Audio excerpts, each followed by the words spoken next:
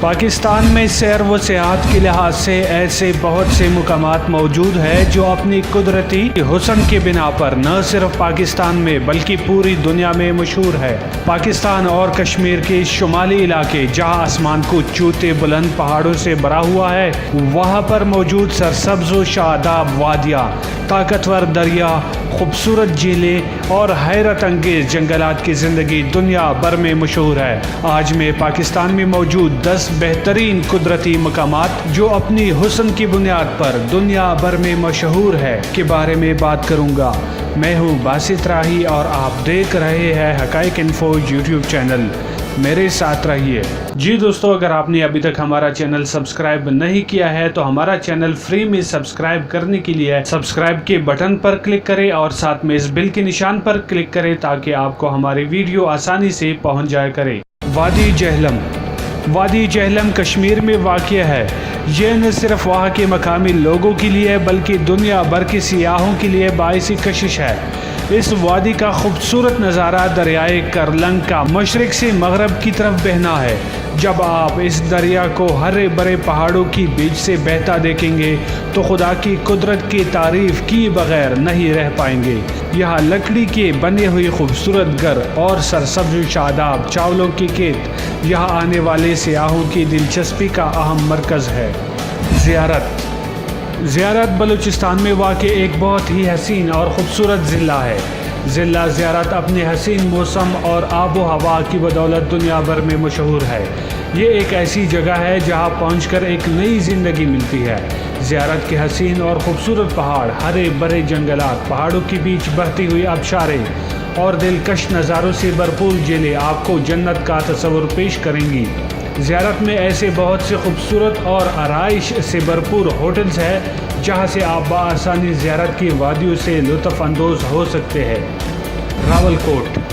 راولکوٹ آزاد کشمیر میں واقع ہے۔ یہ پہاڑوں اور جنگلات سے گھری ہوئی ایک بہت ہی خوبصورت وادی ہے جو کہ اسلام آباد اور راولپنڈی سے 80 کلومیٹر کے فاصلے پر ہے۔ راولکوٹ گھومنے کا مزہ موسم گرما میں ہے کیونکہ گرمیوں کا موسم یہاں نہایت خوشگوار اور دلکش ہوتا ہے، جبکہ سردیوں میں یہاں ناقابل برداشت سردی پڑتی ہے۔ راولکوٹ میں ٹریکنگ اور پیرا گلیڈنگ کرنے کا اپنا ہی ایک مزہ ہے۔ شندور پاس گلگت اور چترال کے بیچوں بیچ بنا ہوا ہے۔ یہاں ہر سال موسم گرما میں میلہ سجایا جاتا ہے جو کہ پولو فیسٹیول کے نام سے مشہور ہے۔ یہ پولو فیسٹیول دنیا بھر کے سیاحوں کو اپنی طرف متوجہ کرتا ہے۔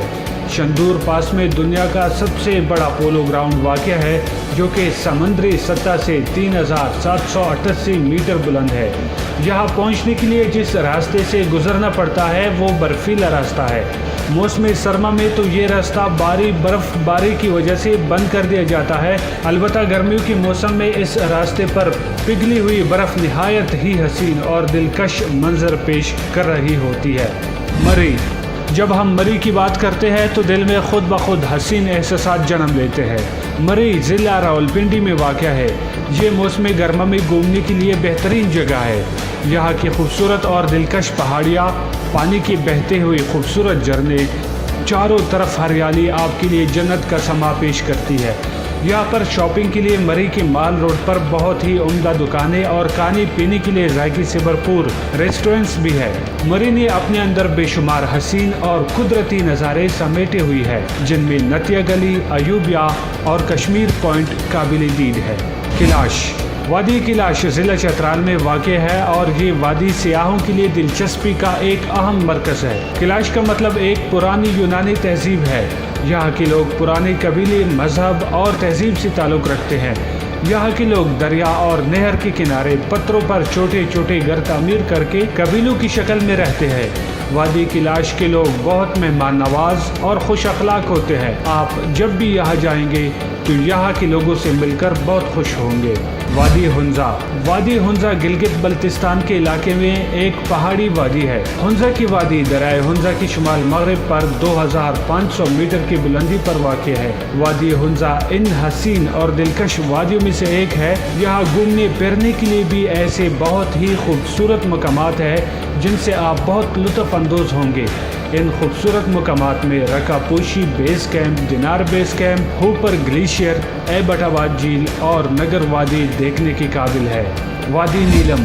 وادی نیلم آزاد کشمیر میں 144 کلومیٹر طویل وادی ہے۔ یہ وادی مظفر آباد کے شمال مشرق میں واقع ہے جو کہ آزاد کشمیر کا دارالخلافہ ہے۔ اس وادی کا سب سے حسین مقام دریائے نیلم ہے، جہاں پہنچ کر ایسا محسوس ہوتا ہے جیسا آپ کا کوئی خواب حقیقت میں تبدیل ہو گیا ہو۔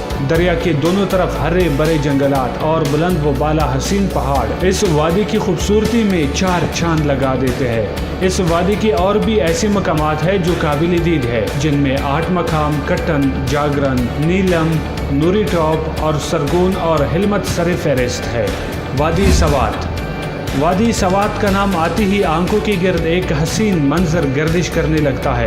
وادی سوات پاکستان کے ان وادیوں میں سے ایک ہے جن کا ذکر اگر نہ کیا جائے تو پاکستان کی خوبصورتی نامکمل رہ جائے گی۔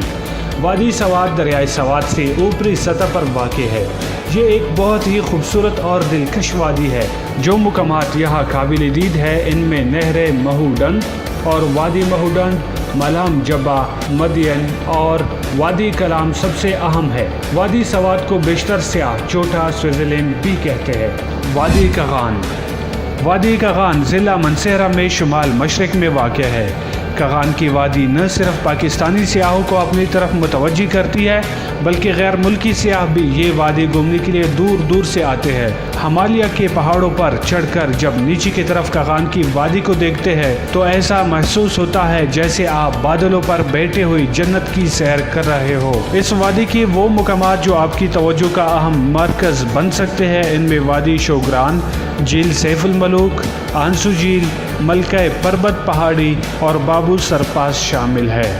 جی دوستو، یہ ویڈیو آپ کو کیسی لگی، اچھی یا بری؟ اس بارے میں اپنی رائے کا اظہار کامنٹ میں ضرور کیجیے گا تاکہ مجھے پتہ چلے کہ میں جو محنت کر رہا ہوں وہ آپ لوگوں کو پسند بھی آتا ہے یا نہیں۔ کمنٹ کرنے پر آپ کے پیسے بالکل بھی نہیں لگیں گے، البتہ میری حوصلہ افزائی ضرور ہوگی، اور اگر ویڈیو میں کوئی خامی ہے تو اس کو میں نکال سکوں گا۔ شکریہ۔